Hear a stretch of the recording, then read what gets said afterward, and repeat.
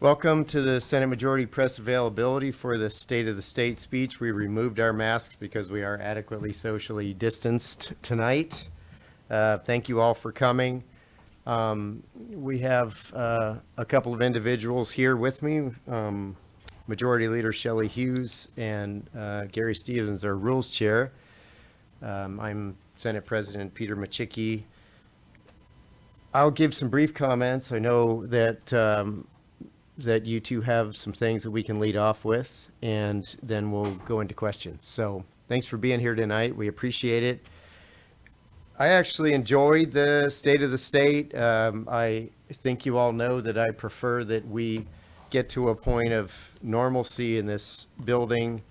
I support the governor's decision to hold the State of the State remotely. He really didn't have a choice. There's not another body to answer an invitation for something in the building. We are working at other options for having joint sessions in the future where we can be socially distanced and follow the rules of the legislature for COVID protection for our employees and legislators.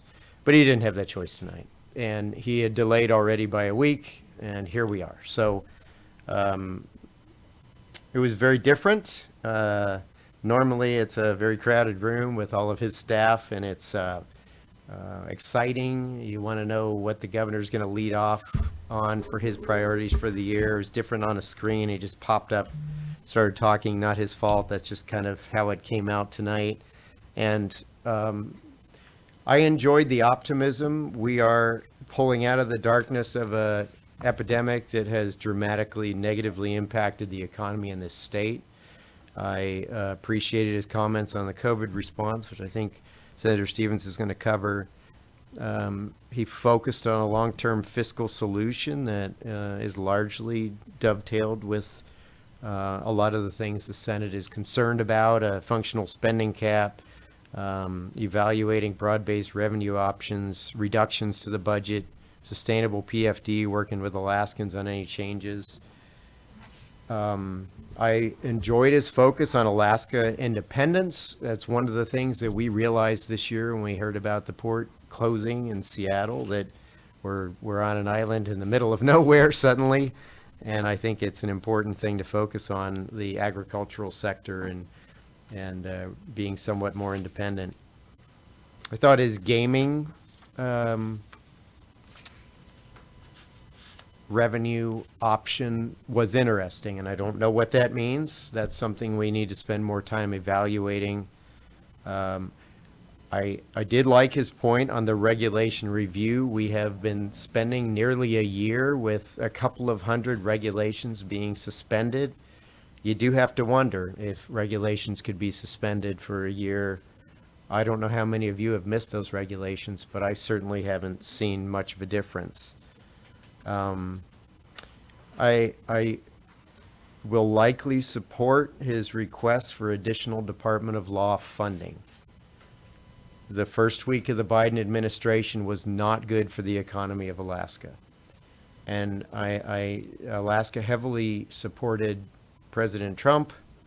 I don't know how many enjoy President Trump's personality, but I know a lot were fearful of the effects on our economy if the Biden administration was successful. And there have been 400 to 600 high-paying jobs that have been lost in a very short time. Those are impacts during this pandemic that Alaska can't afford. So I want to discuss that obviously more with the governor. He had comments on education that I think Senator Stevens is going to cover. He praised the work largely of our partnership with the governor and the House on improving public safety over the last year. Crime is down 10%. He didn't mention it, but he was recognizing the Senate's work on repealing Senate Bill 91 and the Senate's work largely on rebuilding the Alaska State Trooper Organization. We went from empty, scantily attended academies to the last several being very full. That's something that we worked well with the governor on moving forward. And I liked his optimistic outlook. I think Alaska is truly the last frontier and a land of opportunity. We're an infant state that has barely scratched the surface on our potential. And I think we really need to learn to work with the new Biden administration on recognizing the difference between the quality of our oil and gas production, the quality of our commercial fishing industry, and that not everything is the same. He talked about dirty production in other countries, and I will tell you, last I checked, greenhouse gases and the effects of climate change do not recognize international borders. I would rather that those much needed natural resources are produced in one of the most strictly regulated regimes on the planet than moving it back to the third world where there is essentially no regulation whatsoever. So I'm going to stop there and give the others a chance to say a few words, and then we'll see what kind of questions you have. Senator Stevens? Well, thank you, Mr. President. I too, was very pleased with the governor's address. I appreciate particularly two areas that I'll really concentrate on, and that is the pandemic and then education. So I think a lot of credit has to go to the governor's administration. He's had some tremendous help from people in his administration on this pandemic. Of course, Dr. Ann Zink has been sort of the face of this crisis, Commissioner Crum, Dr. Joe McLaughlin, and hundreds of others, of course, who came forward to do the testing and to give the vaccine as well. So I like the idea that he compared this to the 1919 tragedy that occurred, the Spanish flu here in Alaska. My wife's two grandparents died in that flu, as did many Alaskans. But what he was saying is that he was not going to allow that to repeat with this tragedy, and I do appreciate that, because he showed great leadership in the approach to this pandemic, where experts told us that there would be something like 10,000 deaths, 14,000 hospitalizations in Alaska. That didn't happen. It didn't come true because of the efforts of the governor and his staff. And so we are leading the way at this point in vaccinations and in testing. Third lowest mortality in the country. And he commented on the charitable events as well as the food drives. I really appreciated his commenting on the University of Alaska stepping forward, graduating some 260 nurses and graduating them early, and they then are working in this pandemic, and then also 400 contract tracers. So great kudos to the governor and his staff for how they've handled this pandemic. The other area of education I think is also really important to focus on. We all realize we got to get our students back in the classroom. Governor said he intended to equip public schools. And then he talked about a really novel idea that I had not heard of before, and that's the Office of Reading Instruction. I think a wonderful idea, and one that we really have to pounce on and take advantage of, using federal monies to target improving scores. You know, this has been a lost year for so many students, and the Office of Reading Instruction is really a great idea, and I thank you, Governor, for that. Hopefully we're not just creating a bureaucracy, but we're really focusing on reading. We have to complete our reading bill. Senator Hughes and I and Senator Begich worked hard on that reading bill last year. We need to reintroduce that. We need a very strong reading bill. We need leadership in reading, and the governor is the one to do that. But those reading programs have to be rigorous. They have to have stringent guidelines. You know, our big districts are doing quite well in reading, reasonably well. We have 40 small districts that really need help, and so and they need help. They also need to be held accountable, and so this is a great opportunity, I believe. We have a lot of ghost students that we need to find them. We need to make sure they're back in the system, and I think the governor realizes that this is not a quick fix to this. It's not going to happen overnight. It's going to take many years to get kids back on track, and I appreciate the governor's understanding of that and his commitment to the long haul. He did mention summer camps. I know many of our districts are already planning summer camps. The idea is boost reading and math skills and coding skills, and that is something that it's going to take a lot of planning, but it's also going to take some enough funds to do it. So I appreciate the governor's support of that. I think we all have to realize, as the governor does, that we are in a crisis in education. And I appreciate the governor coming out to try to help solve this crisis. It really is an opportunity, as the governor said, to make some long-term changes to education. You know, we can't just patch things up. We can't just Band-Aid the system. We have to make real changes. So I'm really pleased with the governor's comments, with his promises to education and to the pandemic, and his optimism, as you said. Thank you, Senator Stevens. Senator Hughes. Thank you. And as I was leaving my office after sitting watching A Strange Way, rather than be sitting in the chamber with all the commissioners, and the word optimism came, and I've now heard it twice. And the note of hope also at the end that the governor provided, I definitely appreciated that. The fact that we could be cut off at some point from the rest of North America at some point is concerning. That's been something I've thought about, that as the state, there's certain things that the state government needs to look out for the people, and I think that's one of them. So I appreciate the governor's concern about that and trying to increase our self-reliance. I think that is something that it would be hard to find any Alaskan that would disagree with that, actually. And of course, agriculture is something that we've been, a number of us, it's actually a very nonpartisan concern, food security. And there was a day when over 50% of what the food that we consumed was produced in the state. And it's now less than 5%. And the mariculture as well. These are opportunities. The governor gets it that we have to diversify our economy, and the fact that he's very interested in renewable energy projects is important as far as where we sit right now in our world, and we do. I remember hearing probably 15 years ago about the work being done on tidal energy and the vast number of miles of shoreline that we have compared to any other place in the United States. So that is an opportunity. I do, even though I wasn't assigned education, we do have that reading bill. We actually have an Education Transformation Act that can be a vehicle for some of these things. And having raised children that went to public schools and grandchildren in public schools, I am concerned, like Senator Stevens, that we do all that we can to help our students because they are the future. So along with the innovation that the governor talked about, in fact, I want to find out what, he mentioned something about unmanned aircraft system. You may recall that was something that we took the lead on until Department of Transportation took over that role. So I was pretty involved with it initially, and I'm very proud of the fact that there's potential for Alaska to take greater leadership in that particular industry.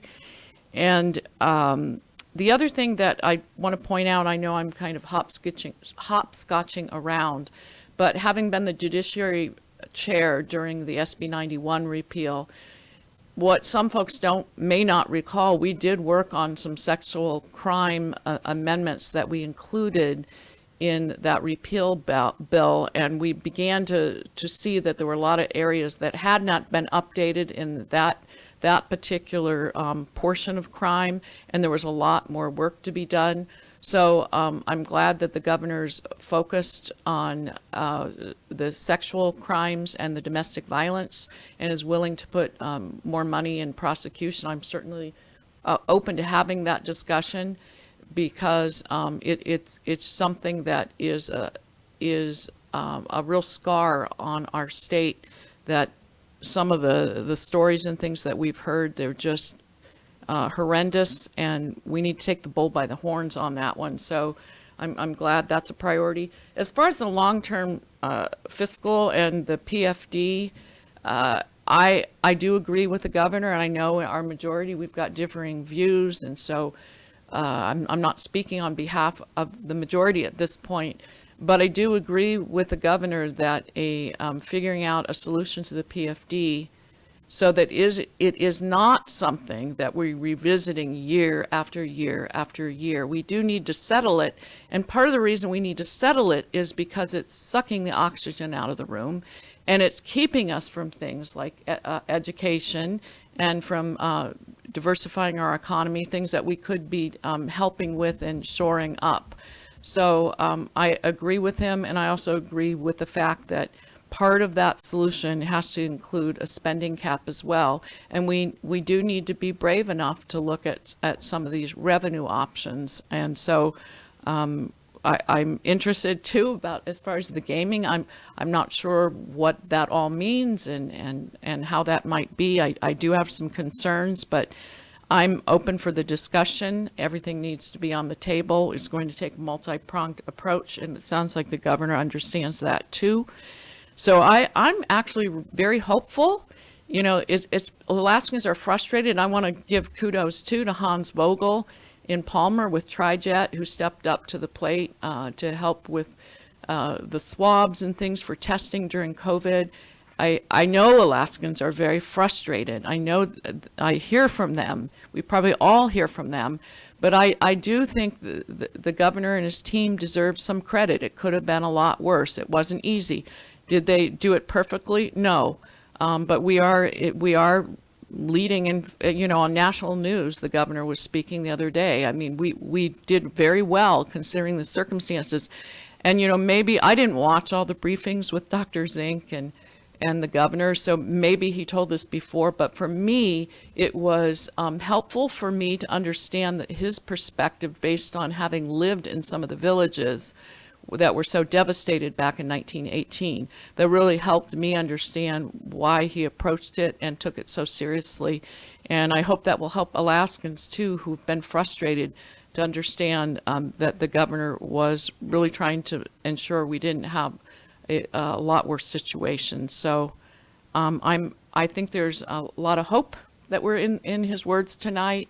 And as a legislature, as a majority, I hope we can work with him on some of these things, because I do think some of his ideas for the future destiny of Alaska resonate with me, and I think with some of my fellow members. Thank you, Senator Hughes. Questions? Jeff? Please state your name and affiliation. Oh, okay. Jeff Landfield, Alaska Landmine. How would each of you vote today for the $5 billion draw from the earnings reserve for the big dividends? And what's the caucus's position on the permanent fund dividend? So that's a very good question. And the way I'm going to answer that question is the only answer I can give. And that is what we promise that you're going to see differently this year is that we are going to hear the governor's bills. If he's going to be willing to respect what makes it across the finish line, we've got to give his ideas due process. And you didn't see a lot of that the last couple of years. That's something that we're going to focus on. And we have a caucus of equals. We've talked about that. We are all over the place. We're all over the board. We have, I don't hear much on the full PFD anymore. I think people are realizing that we have a challenge. We don't have anyone that's still in the caucus that is a zero PFD any longer. But so that gap is narrowed. So we're going to process those bills. We're going to see what we can afford. I do support a stimulus PFD that's larger than the typical what we're looking at for this year. So I would separate those two things. I think a stimulus PFD at this time, while this state is, the people of the state are climbing out of a pandemic, many are suffering, businesses have closed, people are unemployed, is appropriate. How that matches up with a 2021 permanent fund dividend and how those things match up with a potential statute change working with the people of Alaska will have a lot to do with what the initial payment is. So I think if it's part of a package, I think we can work together with the governor and the House once they organize, and Alaskans will see that we've heard them in the outcome. I don't know what that bill looks like when it gets to the finish line, Jeff, so I don't have an answer as to what I would support at this time, but what I can promise you is that those bills are going to be heard and processed.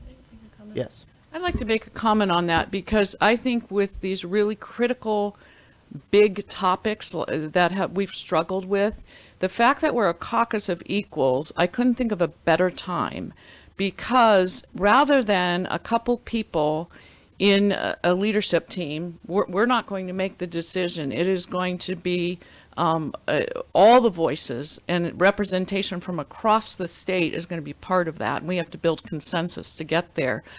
And I think that's best for Alaska. That's best in a constitutional representative republic, that these big decisions when it comes to closing the gap and the PFD, I think it will have actually a better outcome, actually, because there'll be more voices. It's not going to be as easy. It's going to require more robust discussion and debate. But I think the end product actually will be better representative of the entire state. And so, yeah, we don't know what it'll look like, but we're ready for the conversation. Senator, you choose to? Well, sure. Might as well throw myself on the on the rails here.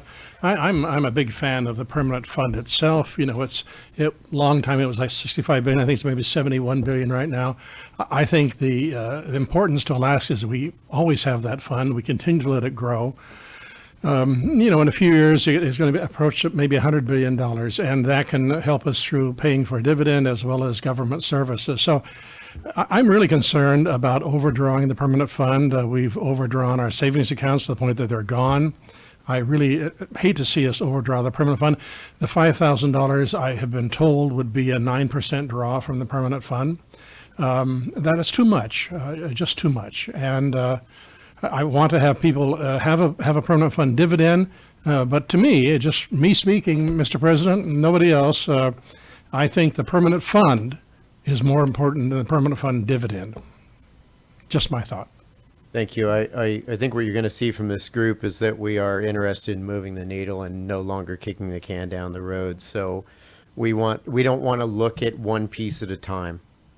We want to look at a sustainable PFD, some reductions, evaluate for services that are not constitutionally required. Are they things that we can any longer afford? If Alaskans demand those services, how they'd like to help pay for them. A functional spending cap. So a functional spending cap does not help us today. It keeps us out of this situation in the future. We've been in it 6 times now since statehood, and we need to get off this roller coaster ride. So the results will be a package that will keep us from being in this situation in the future. But I think it's imperative. We have had very little forward motion in 5 years. And in that time, we burned through the constitutional budget reserve. We cannot afford to burn through the earnings reserve as well. If we burn through the earnings reserve without solutions, there will no longer be a permanent fund dividend, and it will compromise the long-term viability of the permanent fund itself. So we're looking at it more comprehensively than a little chunk at a time. Next. Andrew is first. Andrew? Andrew Kitchenman, Alaska Public Media and KTOO. Governor Dunleavy has criticized the major revenue proposals that have been put forward so far and ones that have been put forward in the past. Is it difficult for the legislature to spend time and energy on revenue proposals when the governor has not signaled a openness to any particular revenue proposal? So I don't think so. You know, the previous governor had a lot of revenue bills, and I'm not sure that the people of Alaska were ready to have that discussion. I'm not sure that Governor Dunleavy was ready to have that discussion when he became governor, but the writing is on the wall that something has to change, and a multifaceted, comprehensive solution where everyone feels a little pain. So the PFD folks are upset because they've only pulled out of the PFD, right? They don't see industry kicking in. They don't see government being reduced. They don't see perhaps visitors paying a share of that. And it's the fairness issue, I think, is giving us the biggest political amount of resistance. So I think if we honestly discuss that with the governor, who I think is now talking about broad-based options. I mean, he'd like to see it go to a vote of the people. Whether or not that occurs is yet to be seen, but at least he's willing to have those discussions. He's talking about a 50-50 dividend now, which that was not a conversation occurring a few years back.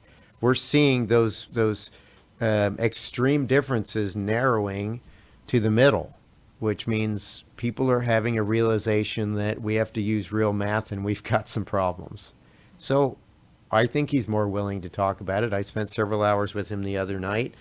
I see a governor that wants to find some solutions, and I think he's willing to work with us. We hope the other bodies able to organize in the near future where we can formally start negotiating and understanding perhaps what their appetite looks like for similar plans. James? Sure. James Brooks from the Anchorage Daily News. The governor announced a lot of maybe aspirational things in the state of the state. How much ability is there in the legislature right now to do anything other than the budget, other than fiscal measures, given that the House is unorganized and the Senate has taken longer than expected to organize?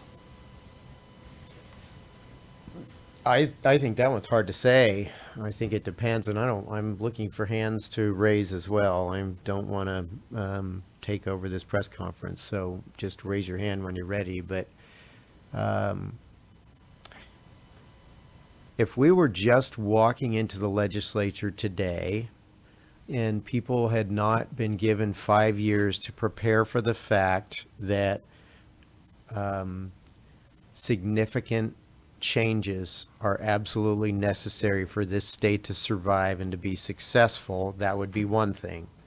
I think, like a fine wine, this has matured to the point where most legislators walked into this building realizing we had work to do. I would love for them to have been organized sooner, and I empathize. It took us longer this time than usual, but I hope they are willing to come together. And I hope their leadership is willing to spend the time with them to, again, look at these issues realistically, look at real numbers, the real math. I don't hear anyone now talking about the fact that we can cut our way to a balanced budget. I hear no one saying that. And just a couple of years ago, people were still saying, by golly, we'll cut this bloated budget and we'll be all right. Well, when you've got a $2 billion budget deficit and you've only got a $4.3 billion budget, I don't think Alaskans have a 50% reduction in services in mind. So I think even from the most conservative districts, I know a lot of the people at home that I'm talking to that were very resistant to these concepts just a couple of years ago are now talking to me about, if we're going to do something, it needs to be a sales tax. I don't like an income tax. Well, some of those individuals were completely unwilling to even discuss a broad-based tax a very short time ago. So I think Alaskans are coming along about reality. I think the permanent fund dividend is very important to them. And I think they realize that with everyone giving a little, perhaps we can get a lot closer to solve that fiscal gap that we've been staring at for many years that has burned through our savings. So I think people are in a different place. Even the new legislators I'm talking to realize we're in a different place. Gary? From Senator Stevens? Thank you. I think, Mr. Brooks, there's more to the governor's speech than this aspirations when it comes to education. There were two very specific things that I really appreciate the governor mentioning, and those are things that, like the Office of Reading Instruction and the summer camps. So those are two very specific things the governor promised to, I think he made a promise to us that he's going to do those two things. And it's sort of my intention to hold his feet to the fire and make sure he does. But of course, the governor's background is as a teacher and educator. That was his career before politics. So, I think there are very specific things in those two promises. In Office of Reading Instruction is going to require a new staff in the Department of Education. It's going to require a big program to make sure that all of our districts are moving ahead in reading, and specifically our 40 smaller districts, they're going to have to do, they need a lot of help. You know, big districts, as I said earlier, can do this, but the smaller districts simply can't. So they need a lot of help there. So that's going to cost money. It's not going to be easy to do. It's going to be a lot of time, a lot of effort to do that. And the second thing, the summer camps, though certainly most of our districts have some money that they can use for summer camps, they may need additional funds there too. So those are two issues that I think the governor committed to, and I think it's a promise. I take him seriously at his promise and intend to hold his feet to the fire on those two issues in the future. Senator Hughes? I agree it was aspirational, but I think he paired it with some pretty practical things as far as reducing regulations as an example. When you're encouraging innovation and wanting to expand opportunity, which he talked about, when you pair that with reducing regulations and making it easier when people are coming in and taking risks, they need that flexibility. And also, we haven't had the discussion as a majority as far as the bond package that he's proposing. But so you're talking, he's willing to adjust regs to allow for opportunity expansion and innovation, but he's also talking about putting some real money on the table as well. So yes, it was aspirational, hopeful, but he was realistic about it too. And of course, we'll be the ones to make the decisions in regard to that. But I'm glad that it's not just throwing things out and without some real practical ways to make it happen. Thank you. On the phone, we have Tim Rocky from the Mat-Su Frontiersmen. Tim, I don't know if you can hear me or not, but we're willing to hear your question. I can hear you, Senator Micciche. Thank you. Thank you. My question was for Senator Hughes. I was wondering, you spoke specifically about food security. I'm wondering, related to that, how the proposal to become a sovereign could affect the local commerce and trade practices, specifically in the Mat-Su Valley. Thank you. Oh boy, that's a pretty heavy duty question. Thanks for joining us, Tim. It's good to hear a voice from home. Of course, his idea of being a sovereign is so that we wouldn't be reliant if we're cut off. And I think that it would actually increase opportunities, especially he wants to make farmland, ag land more accessible to those that want to go into farming. One of the things that is a problem in agriculture and in supplying our food is a lot of young people find it difficult. It's very expensive to get a farm up and running that you can support a family. So I think he understands that. So I think it actually would provide a great opportunity for our area as well as up in the Delta area where there's some rich soils. And innovation in farming is something is growing by leaps and bounds too. So I think there would be opportunities, and that I think there are Alaskans ready to step up to the plate. And I'm just going to throw one more thing in, which people will probably smile, but I had the hemp bill, and China's been the #1 producer of that, and Canada's been #2. We have a climate similar to Canada, and there's been a lot of interest. The Division of Ag says they have more calls and inquiries on that. And we're just going to hit a season where it'll start out slow, I'm sure. And I don't know if it ever will be huge, but that's just one example of the kind of things Alaskans, what that tells me is Alaskans are willing to try new things. They want to try things. They're ready to be innovative. And so if we set the stage by allowing our policies and our regs to allow that, I think you will see some diversification that's much needed. Thank you, Senator. Sean? My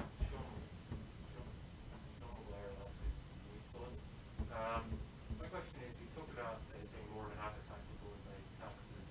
Is the governor's insistence on an advisory vote going to curtail with some people from coming to the table and expending political capital to get these implemented?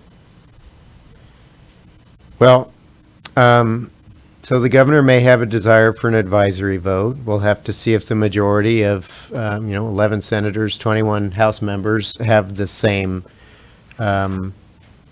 desire. I do believe in interacting with the people at every opportunity that we possibly can.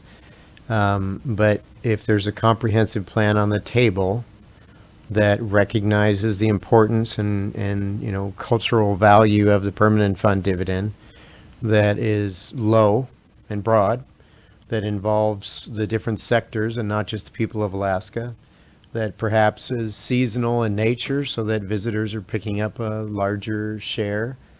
The people always have the ability to repeal through referendum. One of the problems with the permanent fund dividend issue is the legislature's been largely hiding the football, and I don't want to have the discussion about following the law. I mean, the Wielechowski versus state ruling made it clear that the annual budget overrules, and that's fine. But we really, I think part of the resistance to any discussion and change is that they've not had the ability to react. If we were to actually change it, you know, have a statutory change on not only the PFD, but perhaps revenue sources, and they understood that it was balanced, they would have that opportunity to repeal those bills. They would not have an advisory vote. We have a constitutional option for referendum. So we would hope that if we went through the effort, and again, it was low and broad and everyone was just equally a little bit unhappy, that that kind of a plan would stand the test of the people.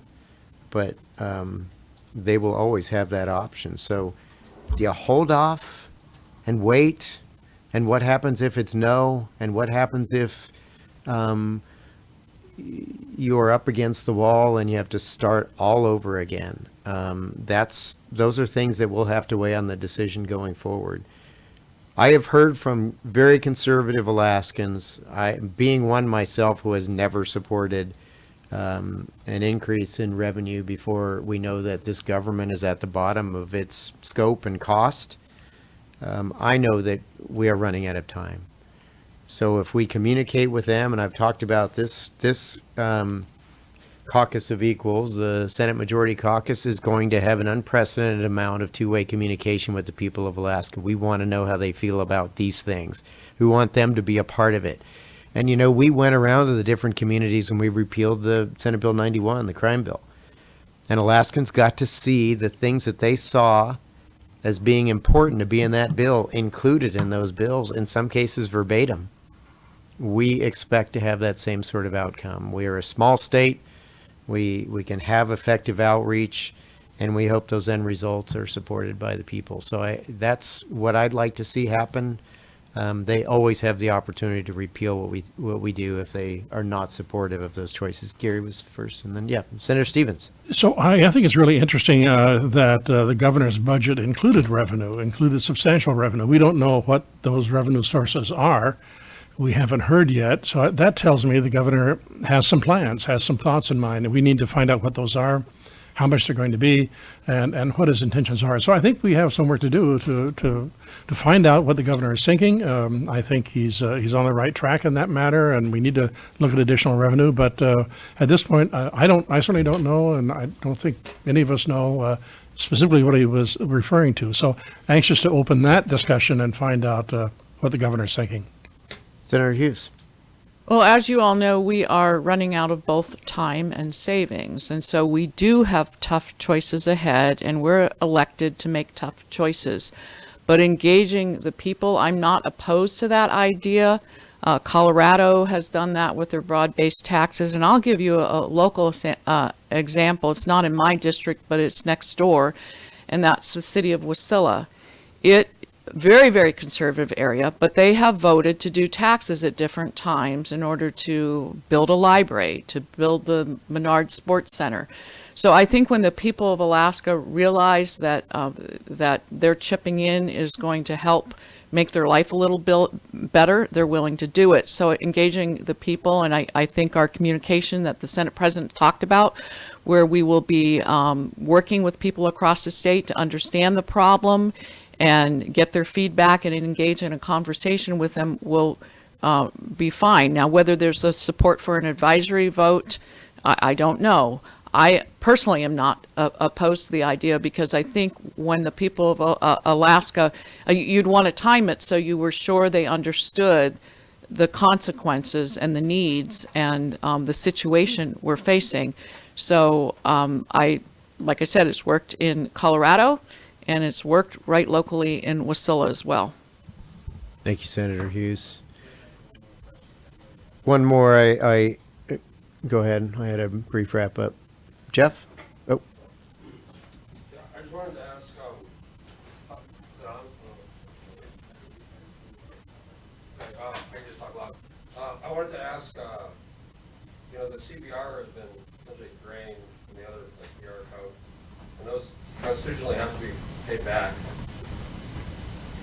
What guarantee, or how can you prevent the same thing happening to the earnings reserve account? I mean, a lot of people were talking about this for many years, don't spend the CBR, and it's all gone, basically. So how can you say that's not going to happen when it happened before with the other account? yeah, I actually did not say that was not going to happen. I think it will happen unless you really see legislators taking these very difficult decisions seriously. It will happen in 4 to 5 years. So it's time to act, and it's time to act while working alongside Alaskans and asking them those questions. Which services do they support? If they're not in the little blue book, if they're not constitutionally required, can we afford them? And if you demand to have those services, how are you going to help us pay for them? And we have ideas, and we hope they have ideas, and we're willing to listen to them. But Jeff, if we don't act this year, it becomes more critical by the second. And if Alaskans, and I've asked finance to walk the people of Alaska through the process, because a lot of them don't believe that there won't be a time, or that there will be a time when a permanent fund dividend payout is not possible. It's simply not possible because there would not be enough remaining, and you couldn't react quickly enough for broad-based taxes. And if you were to react with broad-based taxes, there aren't enough Alaskans to pay them if you get to that point. Right now, we have time for a low and broad comprehensive plan that affects everyone a little bit and fills the vast majority of the gap and gets us on a road to sustainability. But we must act today, and it's not just us. This, for the first time in history, although we organized as Republicans because it was a 13-7 count, now we have to ignore party and gender and race and district politics. We have to come together on these decisions. There's no other way to solve this problem. We've been accomplishing nothing out of fear of making the wrong decision or making any decision at all for 5 years. And we no longer have the savings. Now we're eating into the seed corn.